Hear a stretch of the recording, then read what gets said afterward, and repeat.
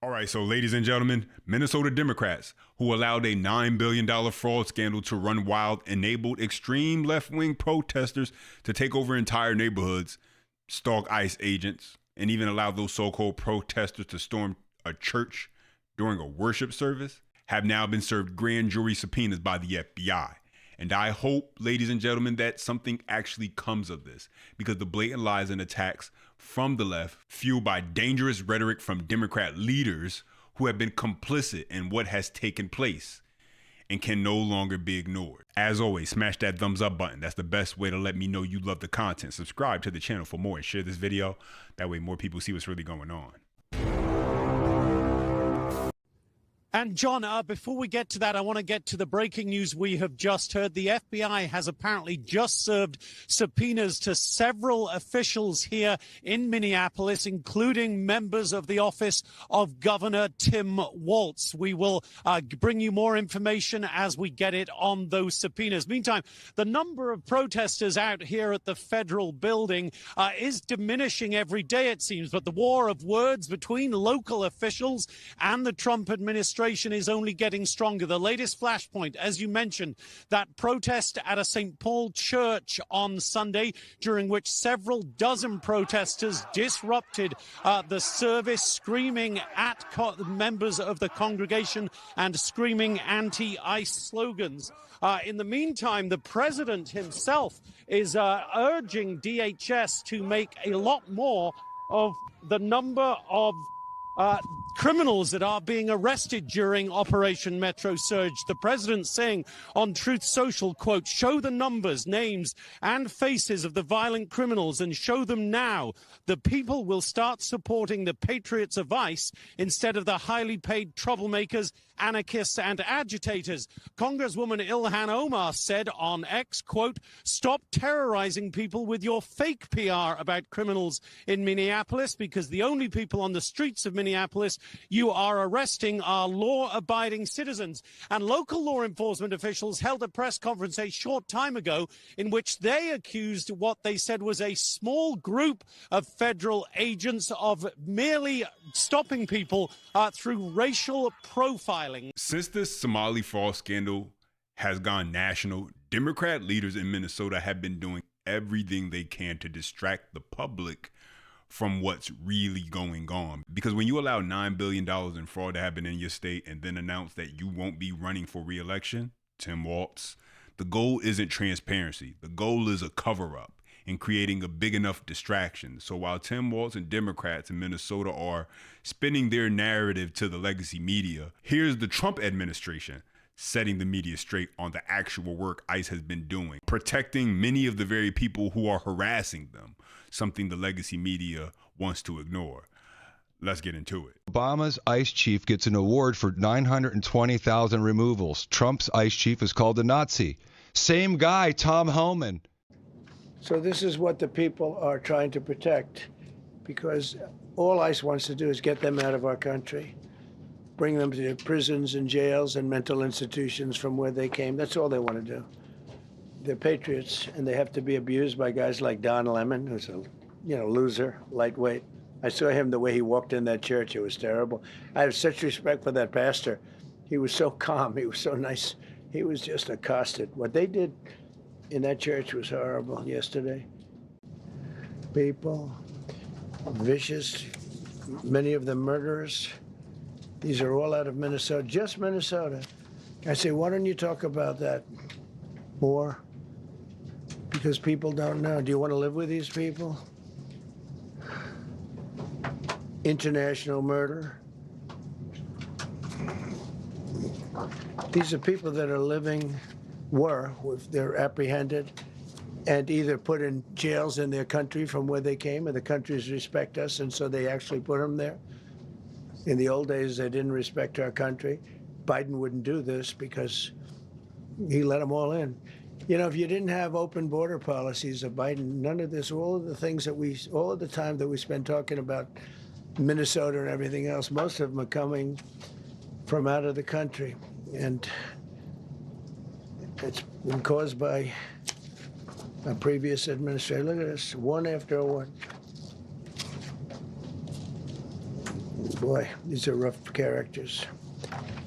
These are all criminal, illegal aliens that, in many cases, they're murderers, they're drug lords, drug dealers. They're the mentally insane. There's some of them who are brutal killers. They're mentally insane. They're killers, but they're insane.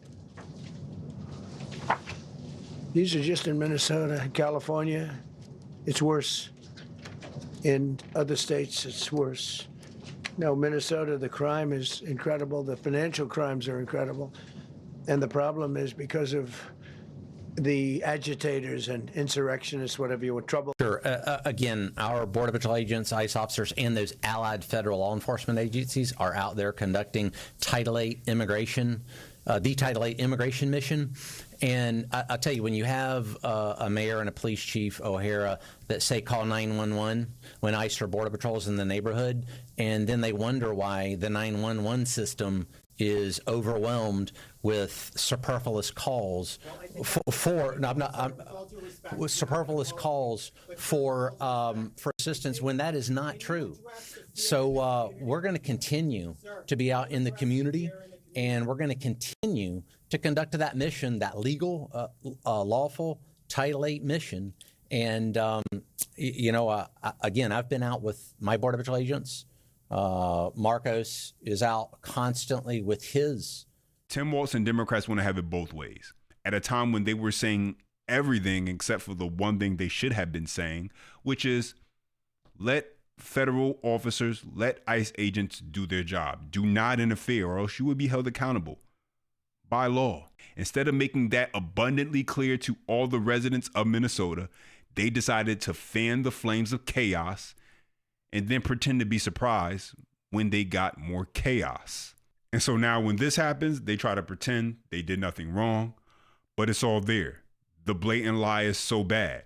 So here's Kristi Noem confirming that Governor Tim Walz, the mayor Jacob Frey, released 490 of the worst kind of criminals back into the streets instead of handing them over to ICE from the jails. Take a listen. Well, we have a national targeting center that identifies those who've committed crimes. So they've done something in this country or in their home country that has been criminal charges against them, or they've been convicted. Many times these individuals are in jails or prisons in some of our states already that we just want those local law enforcement officers to turn over to us.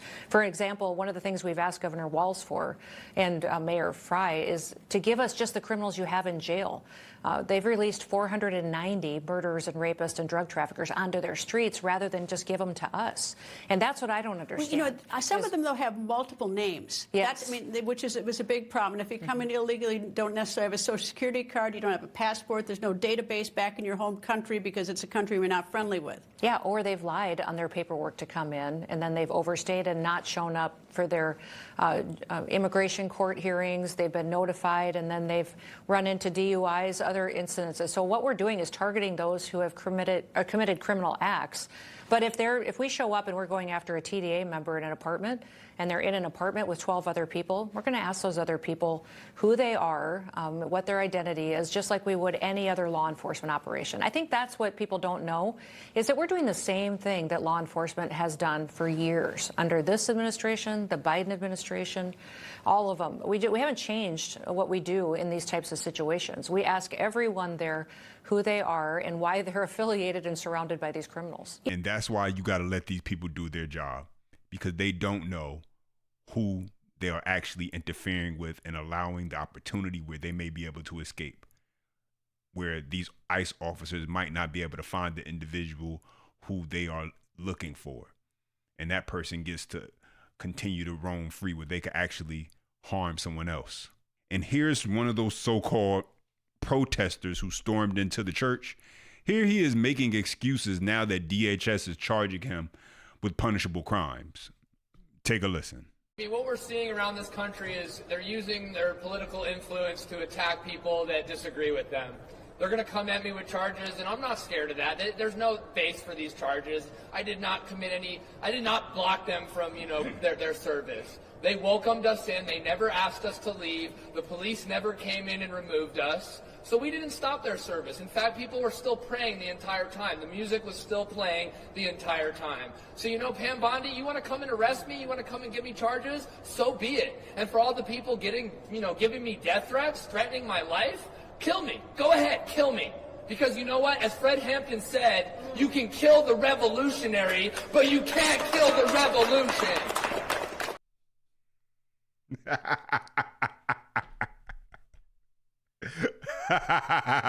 Man, if you don't go and sit down somewhere talking about you a revolutionary.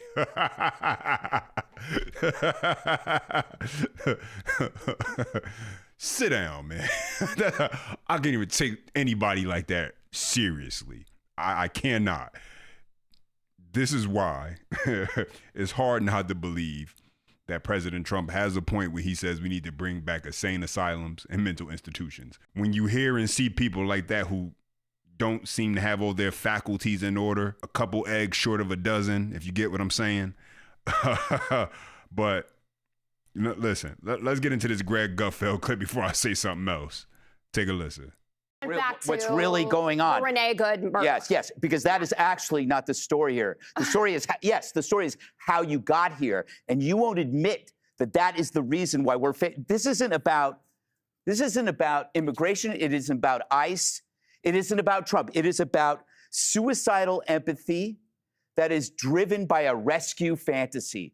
You have all of these young, middle-aged women going out there because they have some kind of emptiness in their lives that are going out there in this kind of rescue delusion, helping people they don't know, strangers who are guilty of crimes. How can you defend that? This is not protesters going to a church. That is a mob. The people that invented the phrase safe spaces are breaking it up, frightening kids, right? These are the people that call us fascists and they're hunting people. These are the people that claim to defend women and yet are defending men who abuse women. These are the people that call us homophobic and yet they want to out ICE guys for using, I don't know, gay sex apps. Let's be honest here. Fry's a pussy. He's scared of these people, or else he would stand up for it. Calling it love, there's no such thing as a mob with love. And imagine showing this tape to Don Lemon 10 years ago, 15 years ago, and saying, is this where you saw yourself, Lemon? Crashing a church service, scaring kids, attacking a pastor? Was this your hope and dream to do this? Radicalization is gradual. Black Lives Matter is now bad guys matter. And now you'll defend anything. You're defending rapists. These are the people you're defending. On what? And I'm going to go back. No. You had your chance. You brought this up. Where are the police? You know, when you have Hamas supporters and Jewish students, police make the separation. Antifa, Proud Boys, police make the separation. Pro-life and feminists, police make the separation. Somehow, that separation is not even here, even when the leaders are framing this as protesters versus persecutors, because that's part of this fantasy world that you live in, and yet they decide that they don't need cops to separate it. The ICE agents aren't supposed to deal with that. Mm-hmm. That's what the police do. So you got to ask yourself, why aren't the police there? Because it's a deliberate thing to create this spectacle, and then I'll finish. Mm-hmm. This is not an isolated thing.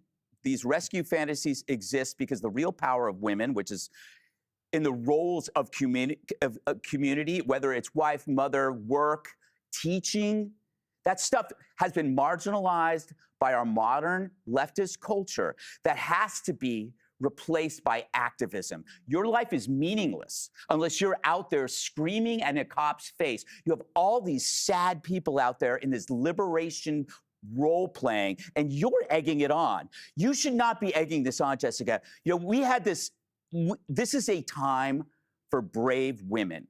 We saw the rise of the internet dad, whether it was Elon Musk, Jordan Peterson, Mike Rowe, Scott Adams, Joe Rogan. These are people that decided to help young men find meaning in life, whether it is through service or hard work, constructive activities. Where is the internet mom?